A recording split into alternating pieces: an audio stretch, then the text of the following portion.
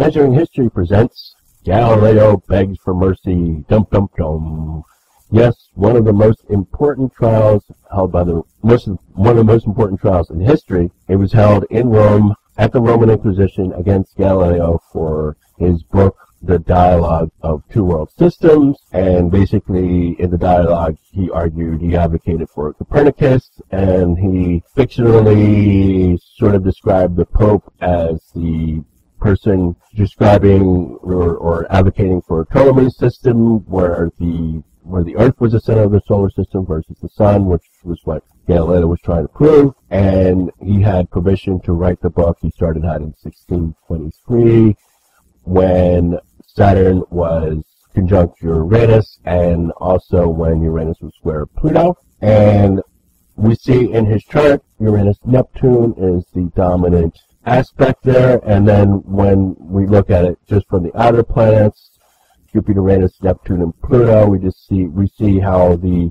Uranus-Neptune opposition is the most common, or it's the most prominent, and it's also the most exact. When we look at the full chart, we see where Pluto comes in. When we look at that, we compare when he was born, his decade. We look at the signature chart for that decade, which was 1567, when you had a very, very rare Saturn, Uranus, Neptune, Pluto grand square, basically two squares back to back. Only time in history I can find astrologers, so if you can find a different time when you have the four most outer planets in that grand square configuration, let me know, because it's the only one I can find. In any case, it shows the intolerance, basically the situation where his life began, where there was the Reformation and the Counter-Reformation. By the way, he was born in 1564, the year of Council of Trent, which was when the Counter-Reformation emerged, and also the Jesuits, who turned out to be one of his mortal enemies.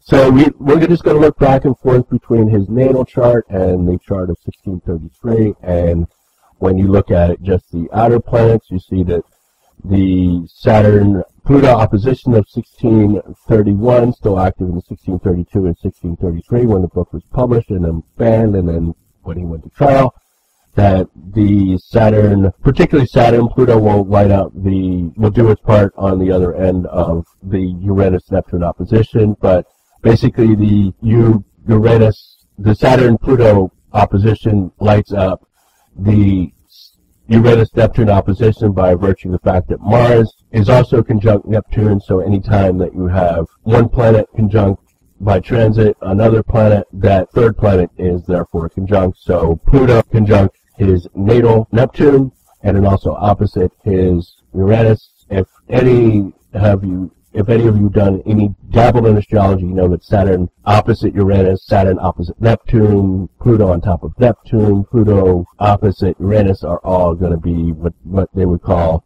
malefic transits in traditional astrology. New Age feel-good astrology basically doesn't term them as bad squares and oppositions, but in any case, squares and oppositions are going to be a real challenge when they're among the outer planets. And what this video really is showing is just showing how people do make history, how Galileo, who had a successful life, who thought he was doing something for humanity, telling the truth, and the truth was the most important thing. He was naive to the politics of the situation, and therefore that's what we're seeing by transits. Now also we want to look at the outer planet waves. The Uranus-Neptune wave, 1479, Uranus-Pluto, 1650, is almost over by 1632, and the interesting part is around the time, 1609, 1611, 1612, when Galileo became famous for being an astronomer, for grinding lenses, for perfecting the telescope. That was when Uranus and Neptune were square. He was born when Uranus and Neptune were opposite. And then also 1623 was when he began to work on Dialogue of the Two World Systems. That was when Uranus was square Pluto, but also Saturn was conjunct Uranus. So all of these things, you can see how the waves tell us a larger part of the story. And since he was born in that decade of the 1560s, by the way, he was also contemporary with Shakespeare and with Kepler. so other important people who shaped history. But just contemplate, just back and forth, we're looking at the inner planets when they are conjuncted by the outer planets, and then all of the outer planets when they conjunct all of the outer planets, or transit all of the outer planets. We see that, in particular the highlight, we see from the 10th house stellium to, in Gemini, basically charged Gemini, to his 7th house stellium in Pisces, which is natal, Sun, Pluto, Mercury, and Venus, all of those. So stellium and stellium are squared, and then that stellium by transit is also opposed by Saturn, so the entire stellium by transit in Gemini is opposed by Saturn, and of course Saturn, the stellium is also on top of the Uranus-Pluto opposition. So just any astrologer would go, that's a lot of transits. And so, but it makes sense considering what he was facing.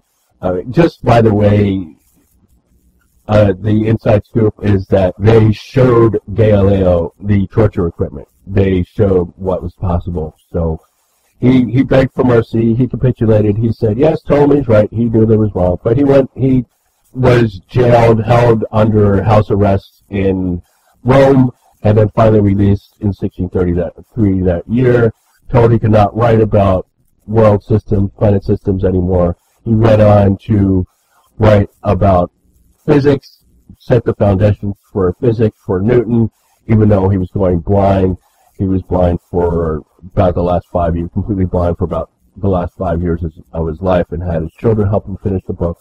But, so, who knows if we would have written the book on physics that Newton followed, had he not been found guilty of heresy by the Roman Inquisition. Much more on Galileo will be on the Waves blog. Many more videos. You can watch some of these videos on the Waves blog and some of the articles that are embedded there, and you can see the embedded links that are more than just one. So click on all of them. Click on lots of things on the Waves blog. Anything you click leaves a trail, helps the stats. Any of that's important. Let us know that you're there. Please make comments. Go to Measuring History on Facebook and subscribe to the Measuring History channel on YouTube. And thank you for watching.